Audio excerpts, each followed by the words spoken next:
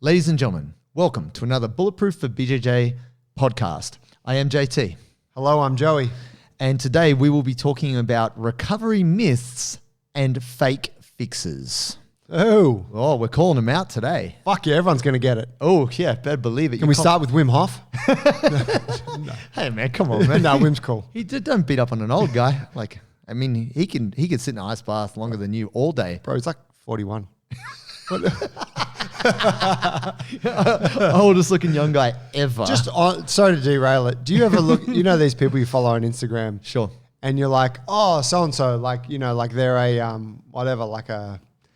they've been around a while or whatever. Yeah. And then they do a birthday post and they're like, oh, I just turned 42. And you're like, holy shit, you look old. You look bad. I'm talking specifically about like a lot of the real heavy lifting strength. Yeah. Kind of folks that are like eating and lifting and like pushing, like burning that candle hard for decades. Yes. Mark Bell was the one that got me. Right. He posted something the other day and he's like mid-40s. And I'm like, man, you look like you've done some years. Yeah, but you got to think. I mean, we do jiu-jitsu. We get withered. Sure. Weathered and withered. But you want to think Mark Bell was obese. Like he was morbidly obese. He's now super lean. One, being huge takes its toll. Yeah. Two, being super lean takes its toll. Yeah. And this guy's been taking steroids, like more steroids than anyone forever.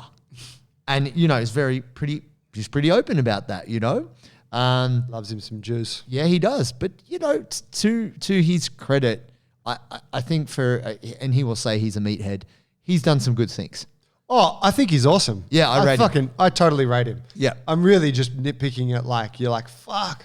There's a certain agelessness that exists on social media because you see these people, I don't know how fucking old they are. Sure. And when you hear it sometimes it's surprising. Oh, definitely. And I think definitely there are people out there who have great capacity, and we have talked about this too, who are shortening up their lives to you've said this quote a number of times from Blade Runner, right? What's the quote, Joe? The candle that burns twice as bright burns half as long.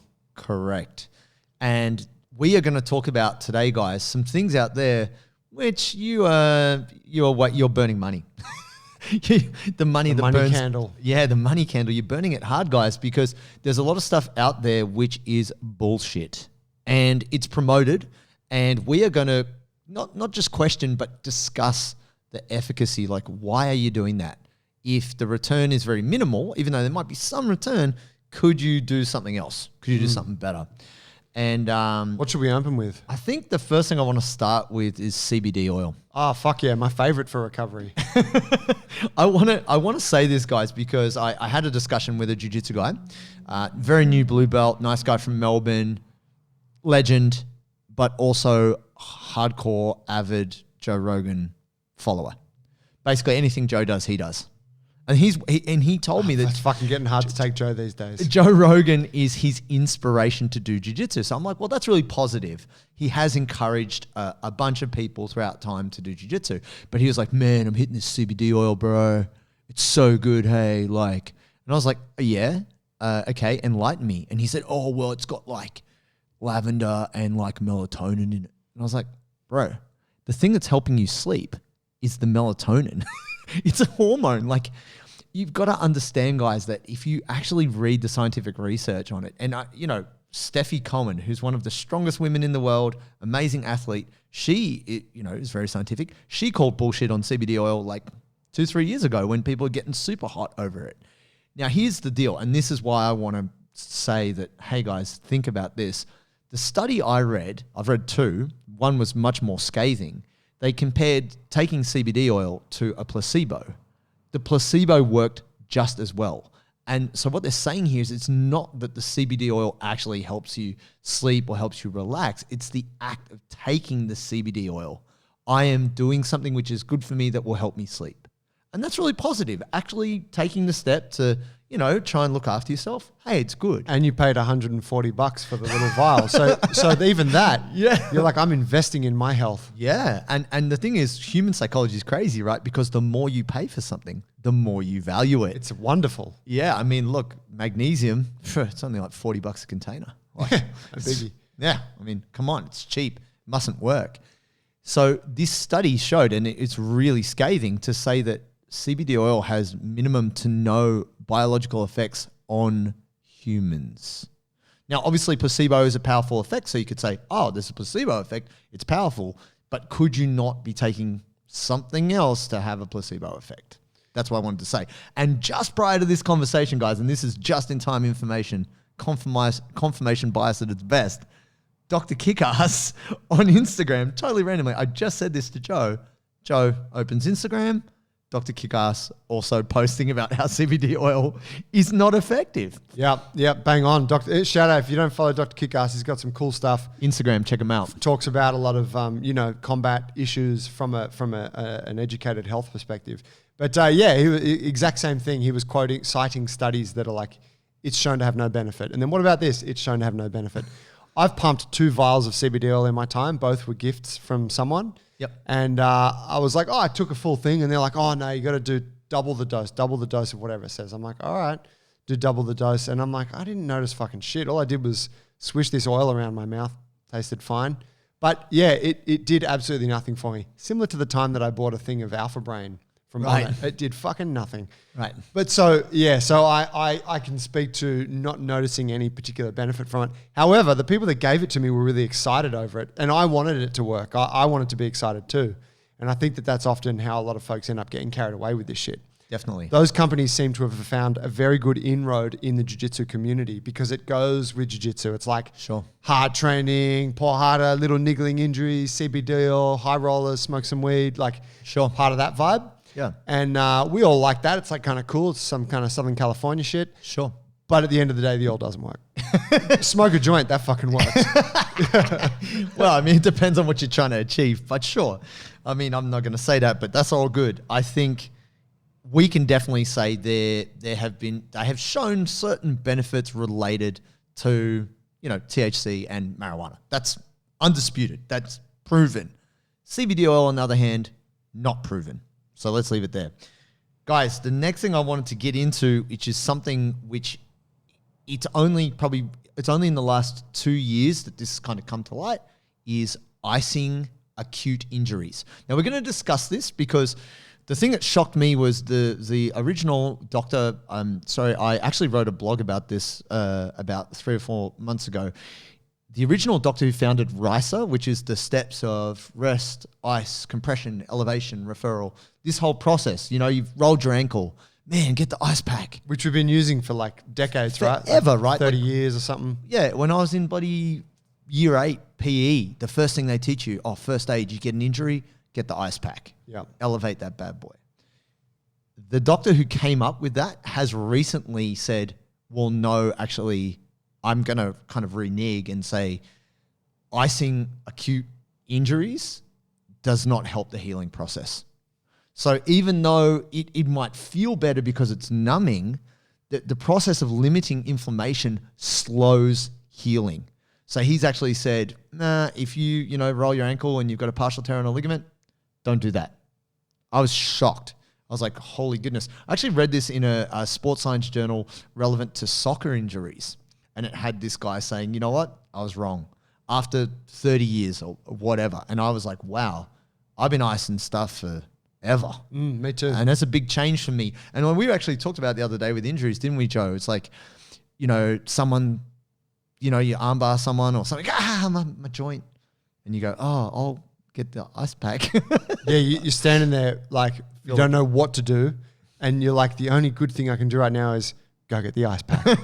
Your gesture. And it's like, yes, I'm doing something to help. I can help you. Yeah, and I mean, whatever. Like, that study has been, it's been, I believe that redaction of his original study or his original theory has been around for a long time. Like, I've been hearing it for longer than 5 years. Like, wow. Like, oh, no, actually, the ice thing doesn't work, they say, or maybe not that it doesn't work, it disrupts the healing process. That's right. It slows the healing process. Yeah. And this is the thing is, and this is why we wanted to make sure we discuss the point, is that there are other benefits to using the ice. And I mean, I can speak to this, and I spoke to I think we did it on one of our Instagram Q&As. We did.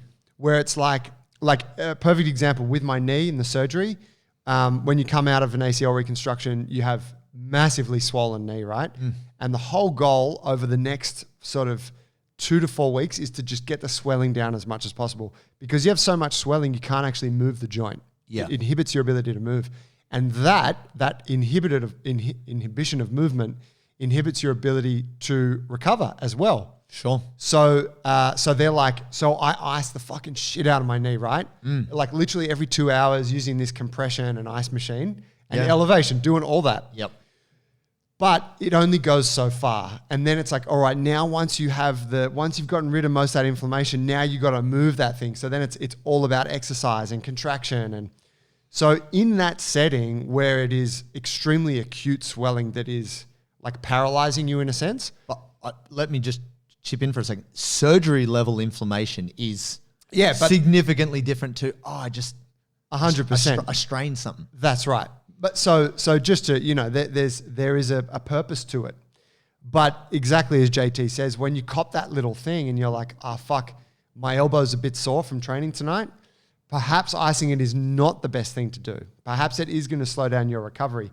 The only other part where they say ice works is it does help with pain. Yes. So if you're like, oh man, my elbow's killing me and I can't sleep, maybe icing it for 40 minutes before you go to bed could help.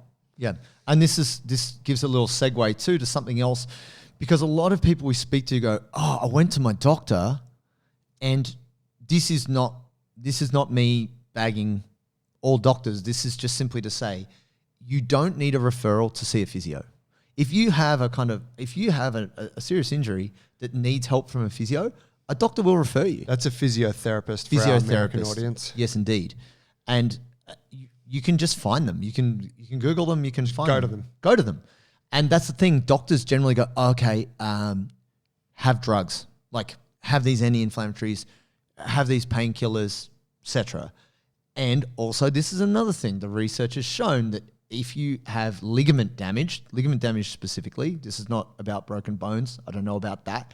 But the research shows that limiting blood flow to ligaments through using anti-inflammatories slows the healing process. Let's just zip back to the doctor thing real quick. Yep. The point there is that you have these general medical practitioners, which are doctors, who have a GPs, a pretty good understanding of a lot of things. But then you have specialists within their field, and physiotherapists are specialists of a sort, and they deal with the body, and they don't deal with. They're not there to help you when you get a cold. They're not help when you get an illness. They're there to help you with biomechanical issues. Yes. And so jiu-jitsu is a fucking biomechanical sport. Pretty much guaranteed that any of the injuries you're going to get are going to be biomechanical in nature. So you go to the physio, and they're the person that's equipped to deal with that. And we can't, like we talk about this all the time. There's levels to physiotherapy, but if you can have one that understands jiu-jitsu, they're worth a fucking gold mine. Amazing. I mean, look, if you've got half a coral reef hanging off your leg from some badass skin infection, you don't want to look like you're a member of Davy Jones's locker from Pirates of the Caribbean. Get antibiotics, get your skin fixed. You need to see a doctor for that. You might even have to go to a skin specialist if you've got some crazy staph infection. Yeah. But that said, if you tweak something, you've snapped something, see a physio, because taking drugs isn't always the answer. It's not like, I have a problem with my body, take drugs, heals the thing. That's not necessarily what's going to help you. Note on that, physio could extend to a good osteopath, sure, a good chiropractor at times, myotherapist, good myotherapist, someone who does active release techniques. There are many fields within that realm. In the States too, you have ART. Like Jared does active release therapy. So if you Google ART, those practitioners can be really great too. But within every profession, there's levels, right? Good and bad. Yeah, good and bad. And that leads us to our next point. Chiropractics. So this is one of those things. Don't get me wrong. No, some of my best friends are chiropractors. Yeah. But I actually don't respect them. I've hated them since we met. No, there's great chiros out there. Chiropractic is one of those practices that gets a bit of shit. They do get a bad rap. But at the end of the day, there are good ones. Sure. What we're pointing to though with that is this this narrative that a lot of people have, and this, I don't know if this happens overseas as much as happens here, but people are like, I've got this back issue. What should I do? I see my chiro like once a week. I've been going to them for years, so it's normally pretty good. Too much. And you're like, man, any practitioner that you have to go and see, whether it's once a week, once a month, once every 6 weeks, continually for years on end, they're not fixing the issue. No, the problem has not been resolved. Yeah. The therapist is not there to be now your new best friend forever. A therapist worth their weight, and this is a good friend of mine said this to me. She said, this is Teresa Marcello, who's a myotherapist, and she said, look, if I can't kind of help you get to where you need to go, and then you don't need to come see me inside of 3 sessions, then you need to see someone else. I was like, wow. That's the truth, isn't it? That's mad, right? Because you have these different stages of healing, and really injuries can be symptomatic of a bigger problem. So even, and I'm going to speak about Andrew Locke, Doc Locke, big powerlifting guru and strength master, big beast of a human. He will comfortably say that, like, if you look at his therapy room, there's a GHD, there's kettlebells, there's chains, there's like a big part of how he treats people for physio is gets them lifting. He's like the only way we're going to fix your injuries is by getting you stronger. That is his core tenet of therapy, other than doing, manual therapies and lighter resistance work, is get people stronger. And that's the thing, guys. It doesn't matter the therapist. When, this could be a chiropractor, this could be anyone. If you have to see them more than once a month, like have to, not just elective because you think they're kind of hot and you're like, oh, rub me up the right way. Actually, that's what one of my clients said. That's another good recovery tip. We'll go into that after. No, one of my clients, she said to me, I got this really handsome physio. It's like, are you getting injuries just so you can go hang out with this guy? Like, maybe just ask him out. Sure, it happens. It can happen. Sure, it happens with personal trainers too, James. It can. I mean, I've always done well in the over 50s market. Those over 50s ladies, it's like an Oedipus thing. Like, they're like, God, is he my son? Could he be my lover? I'll pay him. Anyway, you trade what you can. I know my market. But here's the deal, guys. I think you have to think long and hard is what I'm doing effective? That's what we're questioning today. Is it helping you? Like, if you have to do it all the time, is it doing the job you employed it to do? Is it worth the money you're paying? Because if you've got to pay $100, $200, $300 a month, you've got a problem that's not being fixed. Yeah. Any of those specialists, if one of the things they do after that first session is book you in for a regular ongoing appointment, that's a massive red flag. Yes, agreed. Now, the next thing I'm going to talk about is just something I want to talk about because this is a common myth within jiu-jitsu. Oh. I'm going to have to slay a sacred cow right now. Oh, bro. Acai, people, it's bullshit. Oh, damn. I've been to Brazil and I'm telling you, it's purple diabetes. You're freaking kidding yourself. So many people out there, BJJ lifestyle, man. Look my acai. Yeah, I got it shipped in. Bro, I'm telling you, if you talk to Brazilians, talking about Brazil in 99 or early 2000s, acai wasn't a thing. It wasn't even a snack. They're talking about this Amazonian superfruit and all this bullshit. It's not right, guys. Like, I see how many people are having acai.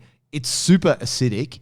It's regularly so high in like sugar. And plus it just gets coated in other things. If the acai berries they're using don't taste that good, they're like, we'll throw strawberries in there. We'll put banana in there. We'll put honey on it. We'll put all this other shit on it because it doesn't taste good. And the thing that you're buying is a frozen concentrate or something that's not good for you.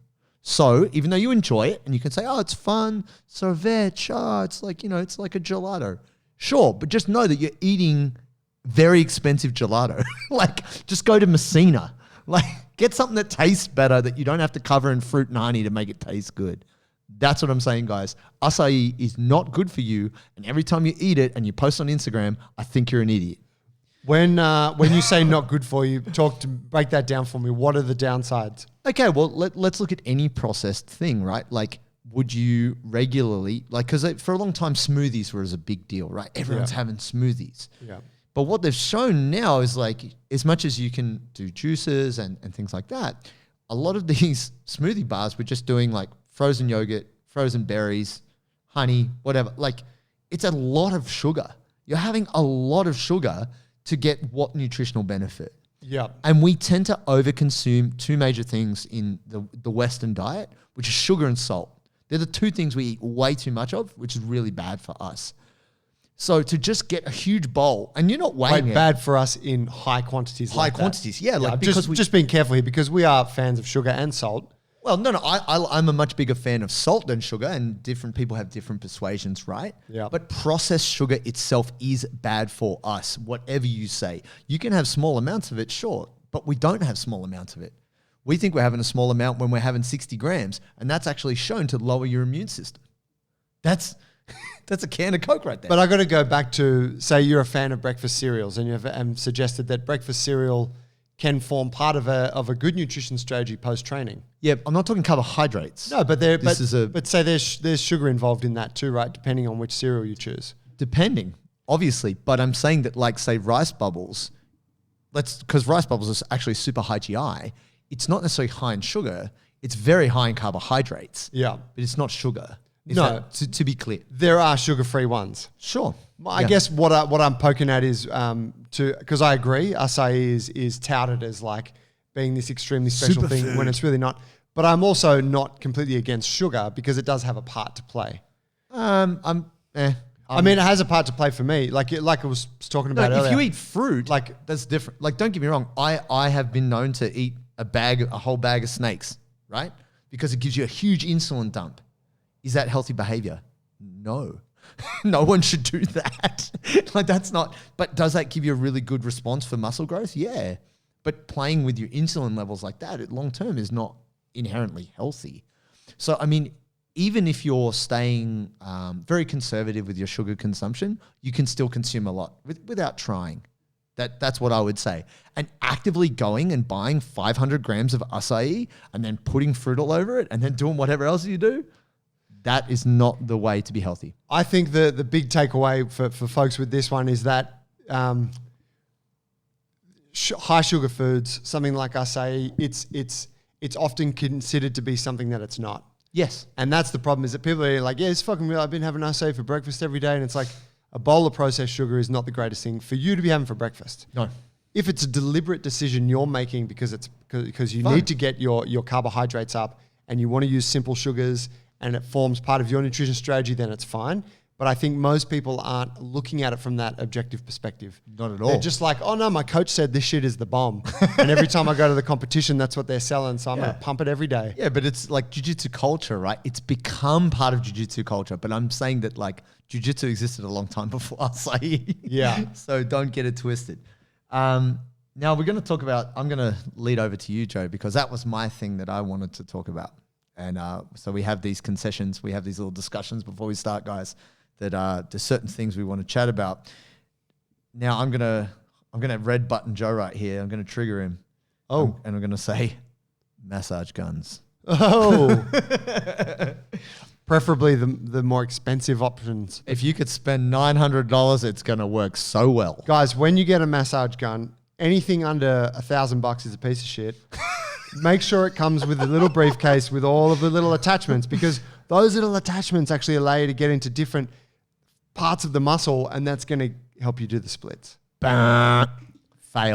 Right. I got a real gripe against massage guns because most of the people, notice I said most, not all, most of the people I see who buy them are the inflexible people.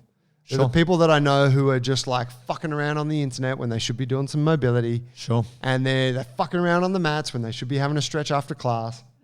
And they're like, oh, I bought this massage gun. And it's like, dude, why don't you just fucking stretch for 5 minutes, right? Yeah. It's this idea of buying this premium product that someone sold to you as it's like the golden key to unlocking your mobility deficiencies. Yeah. They can be of benefit. You can use them to good effect. Most people do not. I would argue that the majority of people who have ever purchased one of those things, the thing just collects dust somewhere in your garage or in your cupboard, and you never really use it. This idea is the same as using a foam roller or using a trigger ball or a massage ball or whatever. They all have a small amount of benefit, but only when they're coupled with movement and strength training and proper mobility work. It's the combination of factors that is potent. It is not the one thing by itself. Yes. And so when we see people leaning on the gun or the foam roller as their thing, to me, it usually just says a bit of laziness. Yeah. The foam roller in a big way, because people like to get the foam roller, put it on the ground, and then just lie on it and just lie down for a bit before Just they like train. seals on rocks. Yeah, and it's like that is supposed to be an active thing that you're doing. Like it should be work. Yeah. You're not like fine if you want to just lie there, but you didn't need the foam roller to lie there. You're just looking to have a rest right now. That's right. But I mean, let's break it down a little bit more, guys. So if we think about the effect of what we're trying to do here, which is like essentially get fascia to become more elastic, because fascia is like gristle. So if any of you out there have no idea what fascia is, it's connective tissue that surrounds the muscle and connects certain muscle chains together. And it can be gristle, like in steak. So for any of you out there who eat steak, if you don't eat steak, that's fine. You probably have seen it. It's that kind of gray, semi-clear connective tissue. It's like a plastic bag that's been stretched over sections of the muscle. Yeah, and it can be like gristle. Like It's like chewing gum. It can be stiff and tough, or if warmed up and treated and chewed, it can be super elastic depending on how you treat the tissues. Now, if you've got a massage gun or you're using a roller or you're doing whatever you might be doing to try and get this fascia to loosen up, if all you do is like loosen it up and do nothing with that, it just goes back to where it was and nothing has changed other than you felt better for 5-10 minutes. If you don't do something with that new blood circulation and that change in the structure in the fascia, like move your muscles more or take your joints through a bigger range of motion, you are wasting your time. Yeah. Yeah. It's and that's why like foam rolling or any of that kind of shit or using your massage gun, you should do it for a little bit before you start your training session. Then you do some mobility work, then you do your warm up, then you start training or lifting or whatever you're doing. But it forms part of that process and it comes first. And when used in that way, they can be quite a potent tool. I don't use them personally because I'd rather just do my mobility, like just jump into it. Yep. So I don't think they're essential. They're very much an optional part of the process. But as a standalone item, they are not a good enough process. Yeah, and it's not, it is a piece of the puzzle, guys. You got to understand that like tissue prep, well, I like it. Like I'm a big fan of not the blue foam roller because that is bullshit. And if the blue foam roller is killing you, you have some issues and you need because the blue foam roller is too soft. Well, yeah, it just doesn't ineffective. It doesn't create effect. Like, and they have shown that like just working the hell out of your ITB doesn't do much for increasing the length of it or changing the tissue structure. Now, obviously, massaging your muscles, like your quads, yeah, that does have an effect. And other tissues are more treatable. But all this aside, for me, it's about awareness. Sometimes I'll think, oh yeah, my hip's fine. And then I go, oh no, actually my hip is not fine. But I'm not just sitting on it. I'm working blood in there as much as I can. And once my tissues are prepped, then I do my mobility. And it's awareness. And that's the thing I use it for. I don't use it thinking, oh, this is the magic bullet. I do it and I leave it. I always use it as the first stage before doing my mobs. And that's just me. That's just a preference thing. And that's the thing, guys. We want to make sure what you're doing is effective, not wasting time or money. Is there anything else that you'd like to speak on relevant to this, Joe? No, I think just on that, like the financial investment, like we touched on with the chiro thing and the financial investment with the massage guns, like, oh, let's say you spent $1,000 on chiro this year, or you spent $1,000 on the sickest new massage gun. Sure. You could break that into like, maybe you could get yourself like 8 PT sessions with a really awesome mobility coach. Yeah. Or a really awesome strength coach. That's right. And they could teach you some shit that is going to give you this knowledge for life. It's going to change the trajectory of your development because you've gained all this new information. I would argue that's $1,000 much better spent. Agreed. And think of it as education, not like that whole thing, whatever. It's don't give somebody a fish, teach them to fish. So it's like, if you can learn, and I have invested in therapists as well. I have learned a lot through my injuries and had good therapists teach me things that I should and shouldn't do. So I have a much better understanding of how to treat my own body. And that's super empowering. And we would wish that for you guys to improve your recovery and help you bouncing back. That's right. All right. I think that's a good point for us to leave us off. Now, if you were offended by anything we said today, good. Deal with it. No, it's one of those things, guys. Feel free to send us in questions. We know our lane, and occasionally we will joke around because we don't take ourselves that seriously, but we know what we know, and we also know what we don't know. And we're happy to admit when something, we refer people. If we don't know how to solve a problem and we feel it's outside of what we do, we say, hey, go see this person. They're an expert at that. you know, and happy to admit that. So look, don't take anything we say too seriously in the sense of that if you feel shocked or offended, hey, maybe that says a little bit more about how attached you are to your acai. Yeah, maybe you need to relax and recover a bit better. All right, guys, look, we really appreciate you tuning in. If you would like to get more information like this, I've started doing a YouTube live stream. So you have. Every Sunday. So if you're not part of our community on Facebook, because that's where we often get our interactions, go and subscribe to Bulletproof for BJJ on YouTube. And every Sunday at 5 p.m., I will be answering specific questions around a particular topic that relates to your BJJ lifestyle. Yeah, don't miss it. That's 5 p.m. GMT plus 11. So that's we're in Sydney, Australia. So if you need to figure that out relevant to where you are, but get on it. And it's the same. People can ask you questions. Yep. Well, like it's the same interaction as a Facebook Live, isn't That's it? right, yeah. It's just better because you don't have to, Facebook is on the way out and we're like, let's jump that ship. Yeah, let's keep it on YouTube. But, thanks for listening, guys. If you enjoyed the episode, we love it. A lot of you screenshot it and share it. Thank you for doing that. Please keep doing it. It helps us support the show and it helps us to keep doing what we're doing for you guys. Thanks so much, guys. Cheers, Joey. Cheers, brother. Thank you, guys.